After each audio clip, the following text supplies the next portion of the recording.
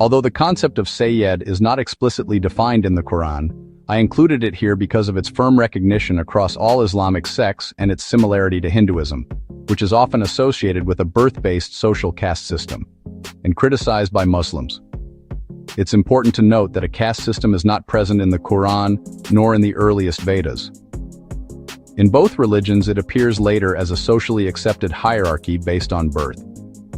Looking at the Vedas chronologically, early Vedic period, books 2 to 7, around 1500-1300 BCE. Middle Vedic period, parts of books 3, 7, and 8, around 1300-1100 BCE. Later editions, books 1, 8, 9, and 10, around 1100-900 BCE.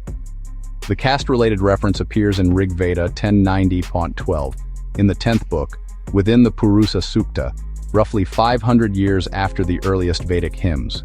This verse describes the four classes metaphorically as emerging from different parts of the cosmic being, Purusa.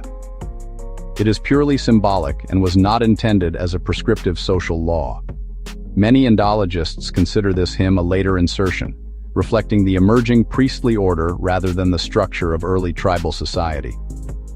In Hinduism, this symbolic reference eventually became a strict birth-based social code. Similarly, in Islam, the Sayyid caste by birth later became the accepted norm. By all standard sociological definitions, Sayyid functions as a caste. It represents a hereditary social category characterized inherited status, social hierarchy, and often a perception of spiritual or ancestral superiority, and sometimes restriction on marriages, all features commonly associated with caste systems.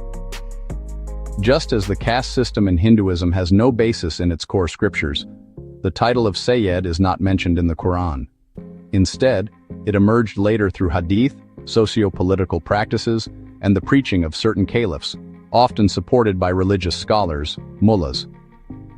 This system may have developed in part as a way to avoid conflict with the descendants of the Prophet Muhammad, offering them social status, power, and financial support in exchange for political stability.